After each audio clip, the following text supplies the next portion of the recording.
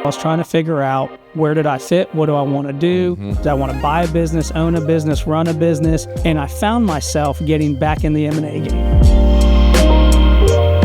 I've learned I can't control everything, but the reality is I'm getting better about trying to ascertain what I can control, what I can't. Welcome to Decision Points. I'm Doug Hudson. I'm Scott Wood. Man, welcome back, George Coultress. Thank you for having me. Co-founder. It's a new title of Trindero. Trindero. I told you this before. It's one of the greatest names I've ever heard. How'd you get to Trindero? Well, it's kind of a funny story. I mean, Scott, you've been through naming a business, but, naming a business is hard. And for us, have a partner, Chris Milliken, man, we went through a lot of iterations. And for us, it was trying to come up with something that, I didn't want it to be GNC Capital. I didn't want my name on it. I wanted it to be bigger than what we were, right? We're trying to build an enterprise and build something that kind of can perpetuate legacy. And so, we went through all kinds of iterations. Did you try Chat GPT and everything? For 5 hours. I mean, I'm not kidding you. I mean, because if you what think was the best name Chat GPT gave you? Oh, listen, I mean, we had so many iterations. And if you think of a lot of financial service firms, it's a color, it's a piece of land, it's a watermark. There's a lot of things that a lot of them sound similar. And so we're like, look, that's fine, but we need something bigger than ourselves. We want something pretty unique. I wanted a kind of a one-word brand, Yep. I want it to be equivalent with strong names out there, strong brands. And so we wanted some homage to Fort Worth, but what we were doing. So ultimately, we came up with some kind of combinations around Trinity and Trails. And the idea was, hey, look, for us, Trinity has some underlines from a faith-based perspective, but also kind of a 3 parts of our business line. And so what we're building is a merchant bank that focuses on M&A advisory, principal investing, and family office services. So that's the 3 business lines. Mm-hmm.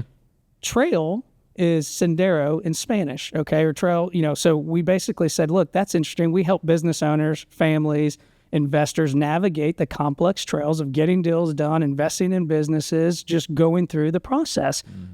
So we made up a word called Trindero. We combined them. We looked on the website and said, hey, we can get the URL for $12. There were others we looked at that were $100,000. Boys. Seriously, it was $12. We made up a word. Love some GoDaddy. Your GoDaddy, if you're into this, it'll reveal a lot about you.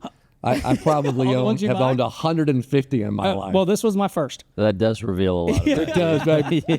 It's, if you're in the inner circle, if I give you my login to my GoDaddy, because every business idea I've ever had, it's in GoDaddy. Yeah, so we saw it, $12, we bought it, and then we said, look, I mean, there's kind of then the SEO part of a word that if people type in, it goes straight to us. Yeah, exactly. And we can have all the branding around it. So now we have kind of the foundations of building a brand. Trindero, nice. helping families, helping businesses navigate the trails. They're hard, but we're here for you. So we came up with it. We liked it. We went with it. But man, let me tell you something. I hit my head against the wall for 2 months to figure that down. I like it. It's well done. Yeah. It is challenging. It is so hard. It's really challenging. You all nailed it, and I've told you that it's got deep meaning and it's a strong word. You guys nailed it. Thank you. So George, we're sitting here again because we've only had 2 guests back. You're the second. The first one was Darren Babcock of Bonton Farms. But when we talked to you the first time, you really came in as an expert with your M&A background to help business owners who are our audience. Sure. Now, you tell us why you're back, but you are in M&A, but you are now a business owner. Walk us through the last kind of 18 months and what's going on. Yeah, so look, I mean, as anybody knows, business owners hit an inflection point. Here, decision point, right? That's where I got to in my career. Ultimately, I got to a point where decisions were needed to be made about kind of what the next chapter was going to be. Great runs at previous partnerships made sense for me to kind of think about the next step and what I was doing. So when we last talked, I had left last partnership, tried to figure out kind of what the next evolution was. And look, like other people, I was trying to figure out, where did I fit? What do I want to do? Do I want to buy a business, own a business, run a business? And I found myself getting back in the M&A game. As you talked about, I spent 17 years kind of perfecting a skill set, helping families and business owners. And I thought, okay, well, maybe I'll do that for myself. Ultimately, the momentum brought me back into helping others continue down that path. And so in that journey, reconnected with my now partner. He was CFO of one of the businesses that we were a part of, and kind of made a decision that this would be interesting if we kind of got back in the game. What would that look like? So for me, look, I don't think of myself as an entrepreneur. I guess by definition I am today, but I am. You are. I know. That's what people keep telling me. That's what people keep telling me. Guess what? Right, which is funny because I'm doing the same thing I've always done. Now, it's a different culture, different style, different way of having risk and rewards is which I'm learning about. So back to your question, we launched Trindero 7 months ago. Okay. We've only been at it 7 months. We've done everything from setting up printers and emails and domains to having 2 interns and just offering a first full-time position and growing our team to finding office space to like actually getting deals done. Less than a year, right? And so we have line of sight to getting a couple $100 million of deals done within a year, which we feel very good about. But I'm starting to see the ups and downs of the entrepreneur. I've lived the ups and downs of deals. I've kind of desensitized myself to that, but now I'm experiencing it in a different way, and it's real. Oh, it is real. So was there a moment, what was the moment, what was the process that you decided I'm going to go do something on my own? At some point, an entrepreneur generally, most entrepreneurs don't start off at 22 and just go start their own business. They generally have worked for someone. And then, but there's that scary step that says, I'm going to leave what is perceived as safety, a regular paycheck. Obviously, sometimes in the deal world, it's obviously, if it's commission-based, it should be up and down. But you didn't have cash flow worries. You didn't have. So what do you think led you to say, this is where my next step is going to go to? One, I'd had some successes to allow me to ascertain the risk, right? And say, okay, if I go step out, I'm not just starting from zero. I have some idea of how that risk return could look, right? You know, in any deal, whether principal or advisor, there's a methodical way to think about risk and return, right? What are we doing? What are we selling? What are we owning? How does that look? So for me, first I had to make the step, okay, do I feel comfortable from an economic perspective? And what does that look like? What does that timeline look like? 2, listen, I mean, my biggest cheerleader is my wife. I mean, she was the one, for better or for worse, telling me, you need to go do this. You can do this. Everybody loves you. You're good at what you do. You spent some time perfecting it. Like, what's the worst that can happen? Go try it. If nothing else, you get a deal done a year and we'll see what happens. Well, then as those wheels started turning and I started talking to other mentors and people in the business and asked, how did you get started? It just kind of clicked where, man, maybe that momentum is there to actually press go. But then go for me was a decision tree. It was either, hey, let's get a deal done a year, make a good living, it's fine, or let's go build something. So, part of your decision tree was just be a one-man shop. Sure. Or go build an enterprise. Go build an enterprise. Okay. So what triggered, take us down that decision tree a little bit more. I think it's my personality. I think it's how I'm hardwired. I love helping people, servant leader. One deal's fine. But in this business, the ups and the downs, I just much rather share that with people, right? I got to a point in my career, to your point, at 22, I'm 39, just turned 39. There's no way I could have done this at 25, 31. At 38, when I started having this thought process, spent 20 years refining it, that confidence led me to say, okay, I know what I'm doing. We've done $1 billion plus deals. We've done $5 million deals. We've done everything in between. Now I know it. I had the confidence to say yes. And then the hardwired me to say, okay, I love to go. I want to go, and I want to build something bigger than me, be a leader of men. How do we go do this? So that's what I grappled with. And look, the reality is I still grapple with that every day, right? Deals are hard. Building a business around deals is also hard. Did you all take money? How did you think through the funding of this? When did you feel like that was right? Walk us through. I mean, that's always, how did you all finance this? Ourselves, right? Okay. So the beauty about our business is it's not a high working capital business, right? We don't need a lot of equipment. I had somebody tell me the beauty of merchant banking is you're selling advice and expertise and kind of what you know, right? So there's good and bad to that. It's hard to scale because it's us, but then once you get the process and procedures, then you can kind of scale that above and beyond what we're doing. So to answer your question, no, we did not take any money. We funded it together when we pressed go. Obviously, I'd funded a kind of a consulting deal prior to that just by myself. And then we just plotted, okay, what does this look like based on our burn rate for rent, for insurance, for hiring people, for full-time jobs, for benefits, right? I mean, go and get benefits for 1 to 3 people is not exactly the easiest thing. In fact, it's pretty challenging. So we're working through that. And so we build it out. Naturally, we've had some experience of business modeling and what does this look like and understanding it.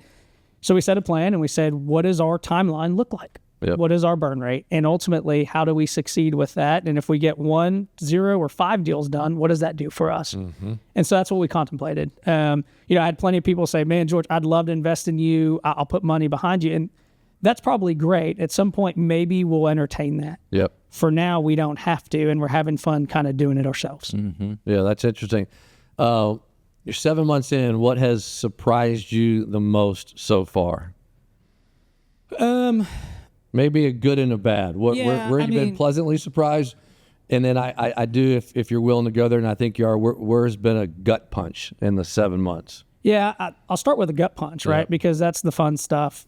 Kind of not really. Sometimes that's easier. Yeah, I mean, it's easier because that's what you're in every day. I think it's somewhat of a military term. You had some podcasts yesterday, and the phrase that kept coming out, George, was leading through the suck. 100%. Or embrace the suck. Embrace the suck, lead through the suck. So as an entrepreneur, you know this now in our audience. So, all right, where's the gut punch been? So, and I'm a big motivational quote guy, right? I live and die by that stuff. I value it. You have some of those posters that you buy at not anymore, but I definitely have in the day. Yeah, you had the Top Gun airplane back or whatever. In the day, absolutely. Today it's all on my phone, right? Yeah. But I mean, I tell our guys a lot. I mean, I'm big into that. And our saying that's similar to embrace the suck is we've asked for this, right? We have asked for this opportunity. So when it sucks, man, it sucks. But guess what? What we signed up for. We asked for it. That's right. And so, and I remind myself that every day. So the hardest part, I think, as I mentioned earlier, for me, emotionally, getting through deals is hard. There's always problems. You're always solving things. When you think you're done, here's the next one. You're trying to mitigate those, get in front of them. That's fine. No problem there. It's embracing that on top of not having the security blanket, knowing that you can do this, but it's not quite as fast as what my expectation is. And so for me, the timeline of building the engine takes a little bit longer. No problem. But my personality doesn't work that way. I need it done yesterday, and there's only so much I control. I've learned I can't control everything, but the reality is I'm getting better about trying to ascertain what I can control, what I can't, but setting the steps and process to then get there for 10 years from now, right? But that's been hard for me. It's been hard for a partner. One of the things I found is, like, as an entrepreneur, as a visionary founder, like, you see the end. Like, you already know what it looks like. Absolutely. And so you're on this fast track mentally to get to that place, but it just never happens as fast. In fact, it happens a lot slower than you think. Like, when we started True North, we thought, okay, we have this vision of what we think this thing's going to look like down the road.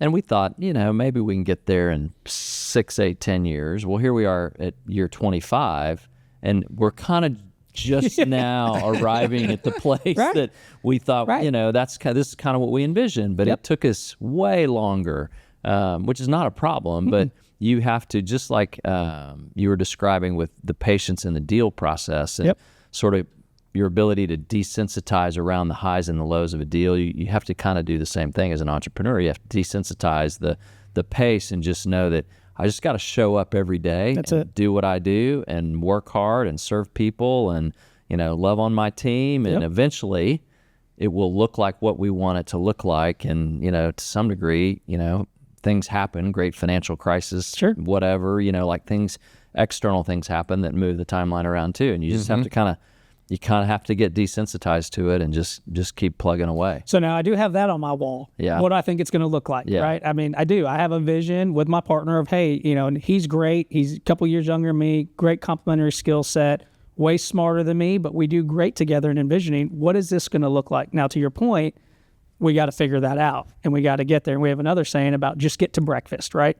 You get to breakfast, then you get to lunch, then you get to dinner, and you keep going because that's how deals work. And so I think for us, the benefit of being in the deal game for close to 20 years and the highs and lows have prepared us to build a business that has a similar kind of roller coaster ride, right? Now, what's been great, the network has been wonderful. Yeah. The people in our network, our friends, our legacy business owners, our relationships of doing deals for this long, they've been wonderful in helping us out, whether through referrals, getting in front of other families, family offices, other private equity groups, strategics, just people who are in and around our ecosystem. There has been no shortage of people wanting to help. Yeah. And I think I knew that going in, but I didn't know how it manifests itself. Yeah. And it's been awesome. That's the momentum that keeps me going. And that's a testament to you and Chris, obviously. I mean, you guys, your reputation, who you are as people, people want to help you, right? Because that's who you guys are. But that's critical, I think, in this process is obviously, some of the folks listening to are not entrepreneurs yet. They sense this energy, but they need that motivation, inspiration, challenge. They just got to take that step of faith. The other thing is you need to know that you have built a expertise and or a momentum behind you. And you did do that. You still have to get out of the cruise ship and into the dinghy, 100%, which takes 100%. But you knew that dinghy had some validity and efficacy to it. Yep. How do you focus on? I think this is so hard in life and certainly in business. What do I focus on? Tyranny of the urgent. Walk us through your and Chris's. How are you trying to control what you can control? What is that pragmatically looking like, George, in these first 7 months? It's prioritizing what's in front of us every day. And he and I are talking. I'm sure it's similar to when you and Mark started, right? I mean, you're talking constantly. That's part of the secret sauce. Is the communication is great because it's easy. It's us too. We're reprioritizing every day what's in front of us. What do we need to get done from a deal perspective? What do we need to get done from a Trindero perspective? What do we need to get done from a people perspective? Because our biggest thing is going to be culture, right? Brand is important. Momentum is important with people who want to do business with me or Chris, and we want a brand on top of that. But the reality is we want to build a culture based on pros and cons of things we've lived in a historical experience that we think will benefit us over the next 20 years, right? So we have to recommit every day to focus on deal stuff, Trindero stuff, people stuff. Do you guys, have you guys divided the pie in terms of who does what, or are y'all both kind of doing everything? Every day's different. Yeah. Every day's different. And naturally, our skill sets align complementary. Say, okay, if I'm doing this podcast, he's moving some things forward today. Yeah. Tomorrow, I may be moving some deals forward, and he has a meeting where we're trying to bring somebody in. So we're wearing all the hats naturally, right? Yeah. Now, I tell people, thank God for him because he's the president, CEO, CIO, COO. He's doing all the stuff that I don't know how to do. But the reality is we're both doing it together. Yeah. And so on any given day, we're wearing all the hats, but on certain days, we're executing what needs to be done.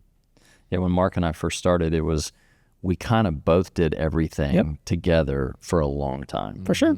And then I don't know at what point, but it was way down the road. We sort of were like, hey, you own this. Yep. I'll own this. And we sort of began to divide and conquer. But for a long time, we were, every meeting, we were just in there together. Would you counsel, George, that would you do anything differently? I probably would. I would probably say that separation needed to happen faster. Sure.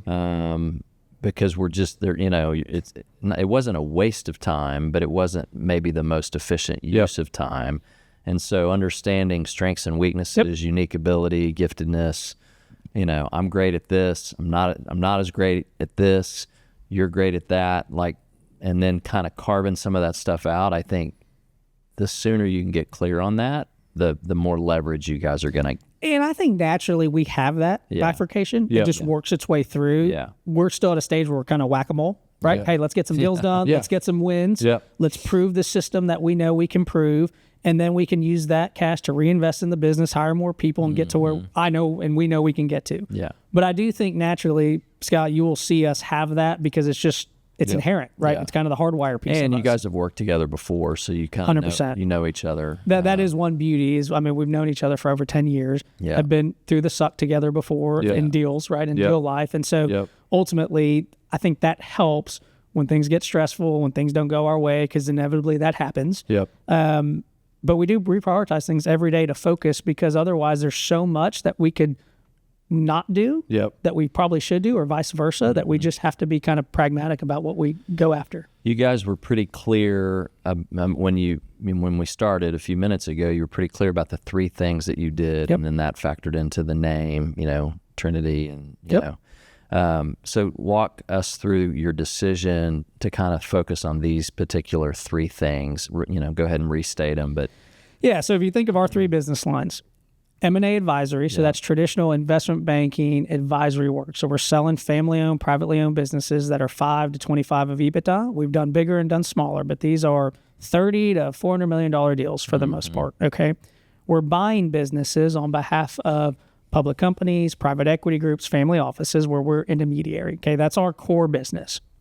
And are there, just on those 2 points, are there particular industries or niches that you guys are focused on at this point, or is it a little more wide up? We're generalists by trade. Yeah. I would tell you together, with over 60 deals and a few billion of transaction value, that lends itself to more old economy businesses, manufacturing, distribution, professional services, energy infrastructure, construction, things in and around that's tangible, EBITDA plus type things. We don't do a lot of oil and gas, downhole E&P.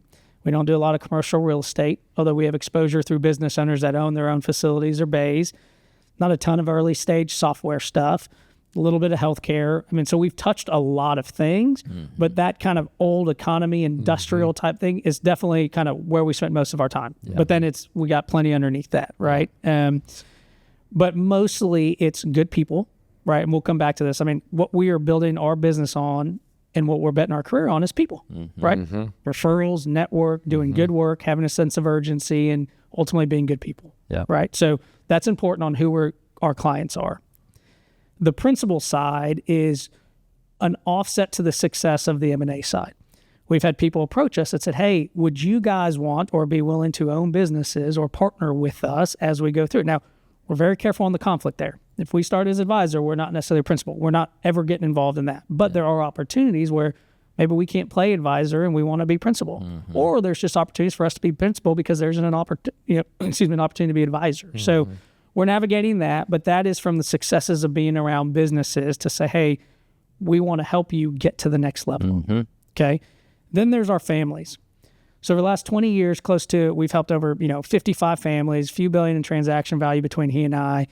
Those families have been through the trenches with us. Those families, some of which overlap with what we're doing together in pre-transaction planning and other things, want to put money to work in direct opportunities. They want GP exposure. They ran a business, so they want to be a mentor to another business owner. We are not True North. We're not allocating capital. We're not, trying to figure out what the best risk profile is. We are purely outsourced deal guys. We underwrite opportunities for them. We understand emotions between the people. We think about structure and mitigating risk from a deal perspective. So what we're doing is creating this ecosystem that basically we're the epicenter of. Families have referrals to other business owners on the advisory side. They may be LPs on the principal side, and or they have us from a consistent thought process over here, which offsets the lumpiness and the timeline on the principal side. So our goal is to be the middle of that ecosystem. Given the network and the referral base and all that. That's what we want to do. We lead with advisory. You said something there that I think is kind of worth repeating, which for the families, and you said, we're not allocators. We're not trying to build the asset allocation on the private part of the portfolio. We're just bringing them a deal. And I think one of the things we've observed at True North is there are a lot of families that they want the deal, right? Which is great. Like there's a place for that. And I'm glad you guys are fulfilling that. But there's also a place for how do we put this into a broader allocation, broader structure that makes sense? Because otherwise, a family, if they're just kind of deal by deal, they wake up 10 years later or 8 years later or whatever, that's right, down the road after they've done 15 deals, and they end up with kind of a hodgepodge of whatever, restaurants, oil and gas, piece of real estate. Like, it's just kind of this random mix of stuff without a lot of thought process around building an allocation. And so the ecosystem requires both. You need the deals. That's right. But then you also need a thought process that sits sort of on top of, okay, how do we want to think about allocating capital, in this private space? And what we've noticed, Scott, is if you think of most of the deals we've done, so on average, call it $100 million deal, but as low as 20, as high as billion, but let's say 50 to a few hundred million. Those families who come in liquidity, right, have built a business, now have liquidity, at that size AUM, they probably don't have a full investment team. Right. Family office by name, not family office necessarily by infrastructure. Correct. And so because of that, we are serving as, maybe we bring them a deal, but they may also have a deal that just comes to them and they call us and say, hey, help us think about this. Yeah. Perfect. Yeah. Yeah, That's bring all some we're doing. objectivity 100%. and some expertise on some Right. due diligence rather than a friend just meet you at the club and say, stroke me a check for $500,000. Correct. And it still may be a good deal, but Correct. at least we're going to put some Parameters, discipline. and thought process, because we've transacted so many businesses, because we're principal owners Yeah. and others.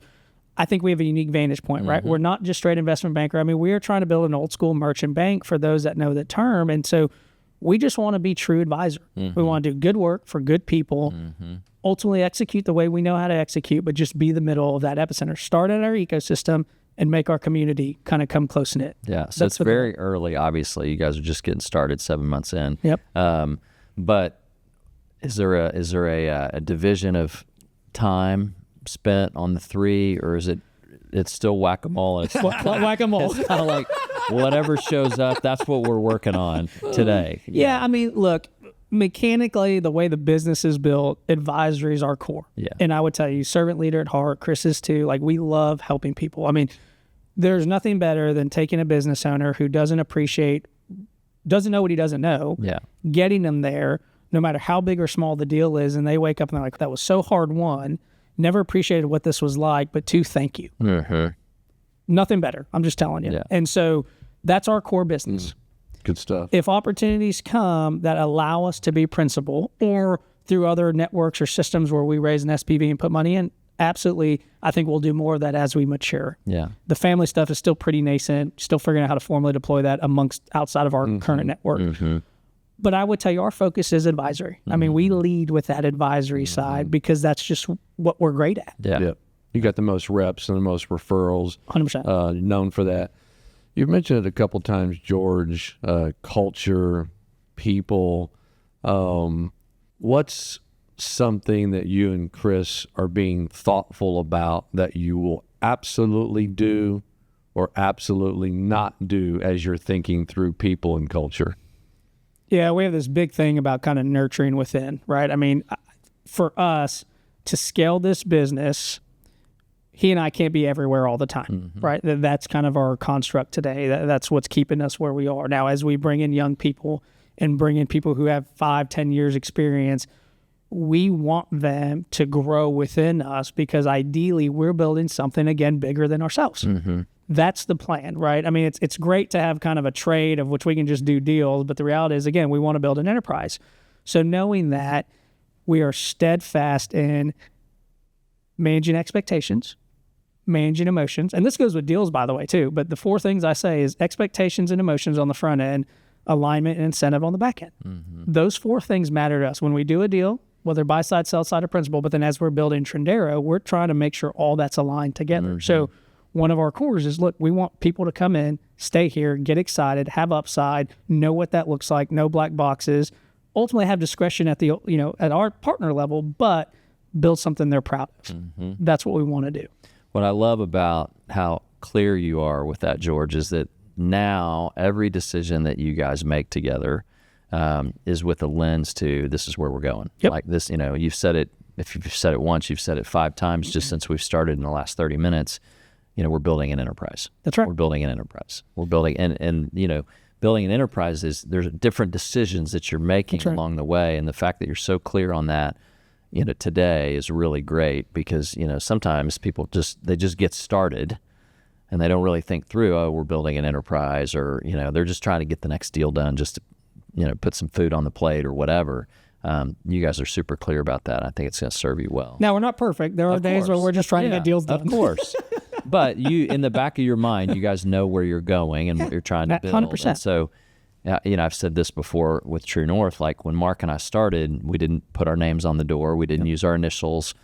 It was very intentional that we were going to build an enterprise. And for 25 years, I would say every decision that we've made is with an eye to, does this scale? And then even today, like as we're making decisions today, we know where we're going. We know that it's going to be bigger tomorrow and next year than it is today. So let's make sure the decisions we're making today, are scalable for where we're going over the next 10 years. And that starts with processes and technology. And one of the things that is a benefit, but also kind of annoying, is we're starting from zero, literally nothing. That is it's actually a huge benefit. I think so, but it's frustrating when you're in it, right? Because we're trying to navigate, understand, okay, here are our work streams. Each deal is different. Each business is different. Each owner is different. So how do we streamline, even with AI and other things we're instituting right now, starting from zero, but creating something that 5-10 years from now is the workflow is challenging. But we know we need to do it, and we're focused on those things. But that also becomes a whack-a-mole, right?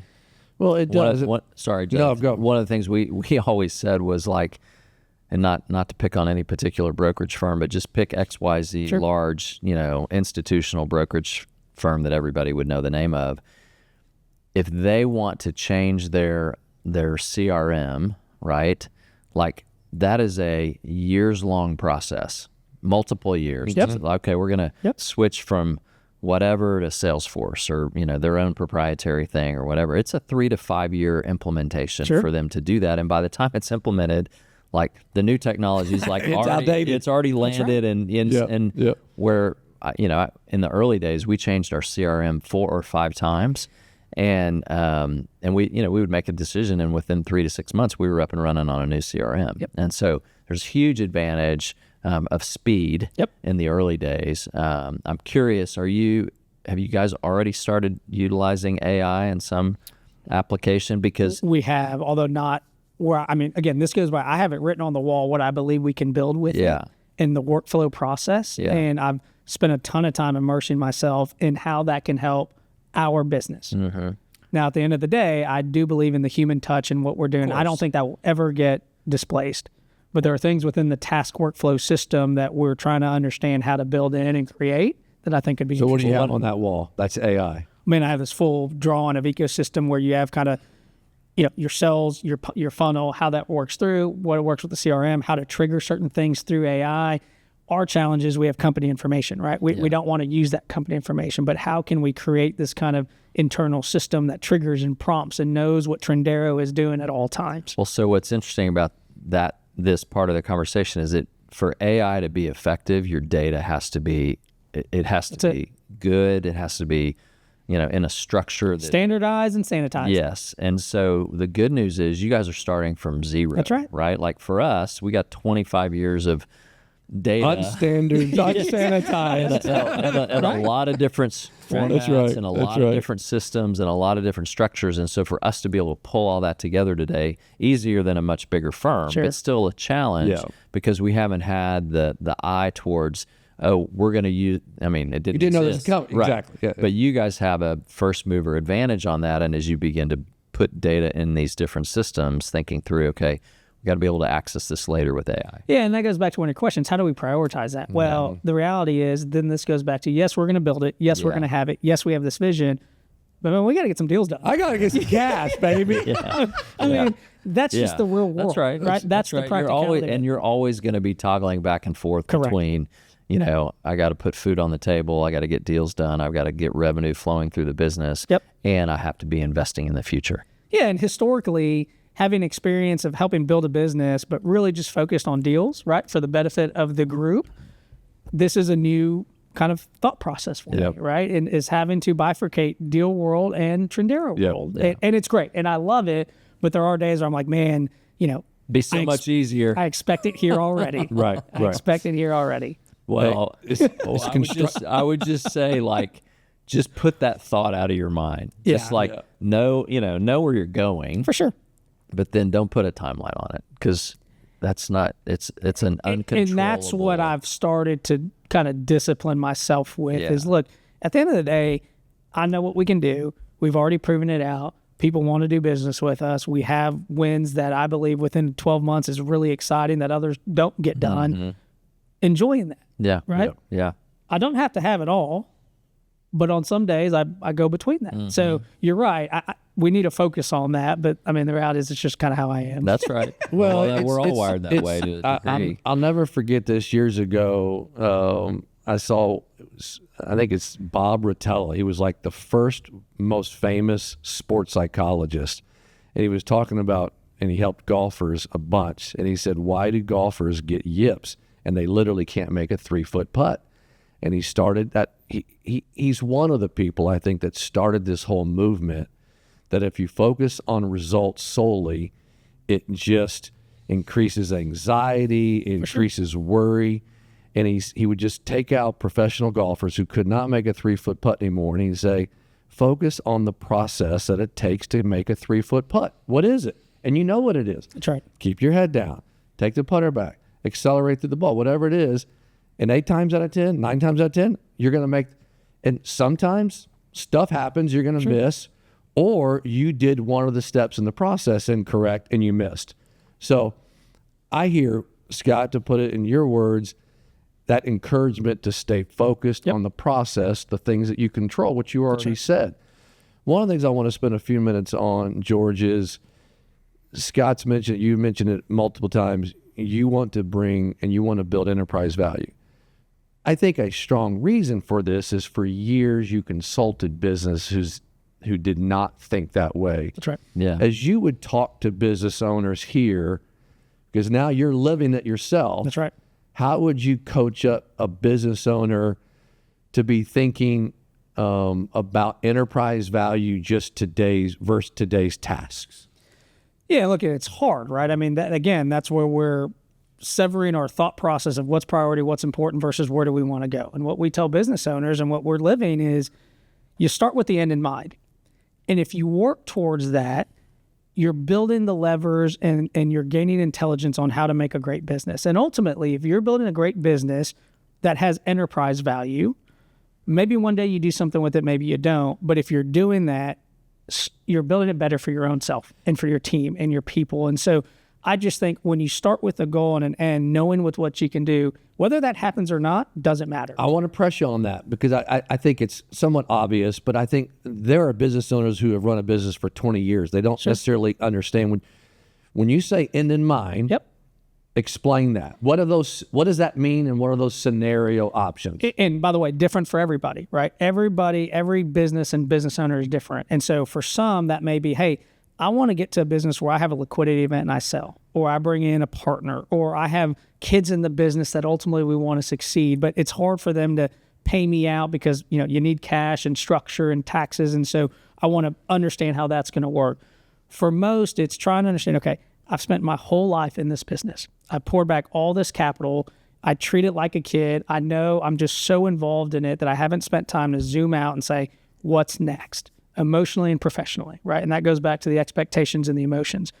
So we tell business owners, look, what do you want to accomplish? Where do you want to be? This is where this team comes in from a sense of emotionally, professionally, their wealth, and then the business side.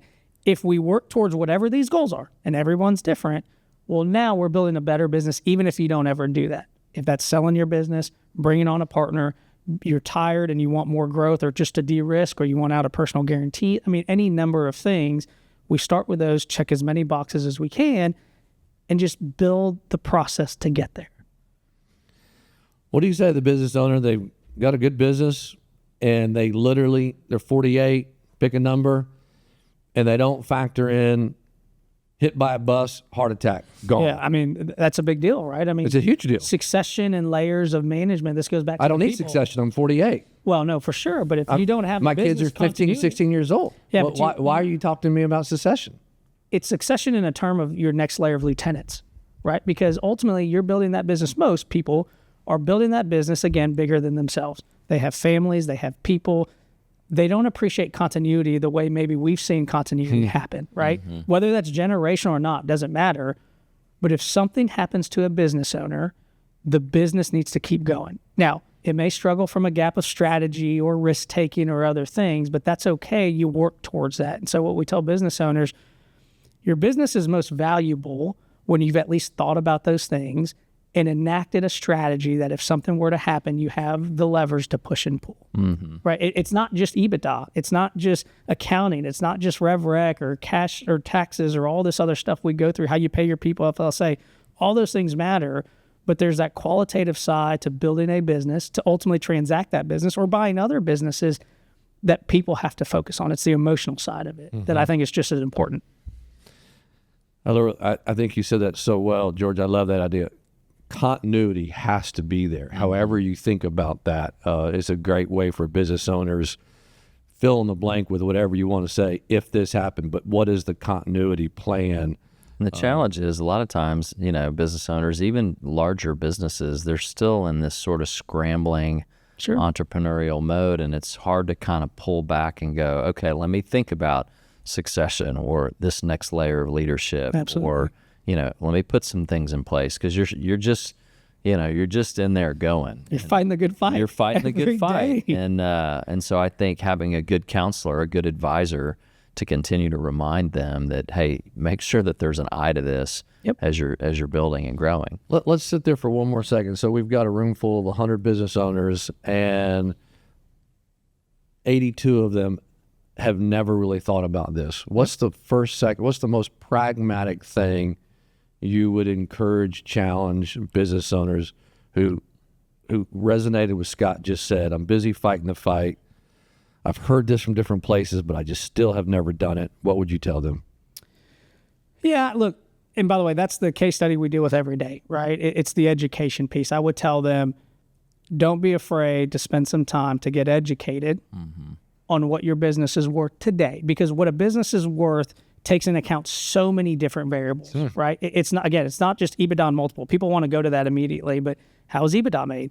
That multiple is implied based on somebody putting in $1 to get a return on a certain type of cash flow. So it encompasses everything. So what I would tell them is spend the time, be open-minded about getting educated on where your business is today, and let us tell you how that works, because whether you do anything or not, you are now prepared.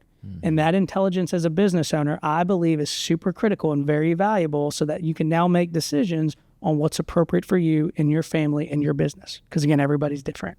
But understanding those kind of layers of a business, which is what we spend a ton of time doing without even doing anything. I mean, we may not sell a business for 2 or 3 years, depending on, because they're 48. Yep. And then they call me one day at 52 and said, George, I just got approached by somebody. Maybe it's right, maybe it's not. It feels like a good partner. Help me think through that. Yeah, it makes sense. Makes a lot of sense. How are you and Chris thinking about operation? Are y'all using, we have these 4 pillars that we talk about in pre-transaction, 2 personal, 2 professional. One of the professional ones is operational excellence. I know, again, I think every business owner can relate to the whack-a-mole that you're in a little bit right now. But how do y'all think about operational excellence? Will you bring in something like an EOS? Do you all have something else? How are you thinking about, as you really are getting to build and pour the foundation, how are y'all thinking about that? All of the above. Okay. We have what we've taken as kind of what we believe to be best practices based on other businesses that we've seen, businesses we're partners with, and other EOS kind of thought processes. And look, given we're 2 people and 2 interns, That's right. the level of which we get scale on some of those things, to me, is almost too rigid, right? Yeah. So there's a balance in, hey, we're going to have a business that has processes and we're going to be able to scale those, but we don't want so much rigidity that we can't get anything done. Because at the end of the day, we're just a couple people. Now, as we grow, I absolutely believe from an organizational management perspective and actually building a business, we'll have some of that. To be determined exactly what that looks like. Have you guys taken the time to come up with core values? 3, 4, 5 core values. Are y'all working on that? So we're actually, so we've actually have a draft of that. Okay. We're kind of still working through it, because look, part of our thing, the other thing with the Trindero, the Trendy, is faith, family, business, right? In that order. We want to be able to focus and pour into some of that stuff, right? But how does that translate into the 4 kind of values? The reality is we have 12 of them, and we're trying to distill that down into really what are we, right? We have 6. And our EOS implementer gives us a hard time every 90 days when we meet with him. He says, why do you have 6? Yeah. Like, you should have 5. Like, 5 is the most you should ever have. And so, because you're not going to be able to remember the 6th one. And he's kind of right about that, actually. Well, look, I can remember the 12. Yeah. I mean, I know the ones that stand out to me and kind of how we live every day through that. Yeah. And it's also how I think our clients and past clients would describe us too, right? I mean, that's part of it, is have a sense of urgency, do what you're going to say, have a great attitude, and be prepared. Yeah. And we would argue be over-prepared. Yeah. The great thing about setting those values now is it will keep you out of the ditch later, right? Absolutely. Like, if you and Chris know the values and they're in your head and you guys know them, but then now you're onboarding people and the team that you're building isn't totally aware of what those things are, like, you may not end up hiring all the right people. Sure. Because they may not fit the values. Sure. And so I think getting clear on some of that stuff, which seems a little overblown with just the two of you, but I think it's a great exercise, because as you start to grow, those things are already foundational and they're already in place, and people are now opting into them, versus you get down the road 5 years, you got 10 people and you're like, okay, now we need to go through a core value exercise. And That's a good point. Like, some people may fit, some people may not. Some people are like, man, I didn't sign up for urgency. That's not, Well said. that's not my program.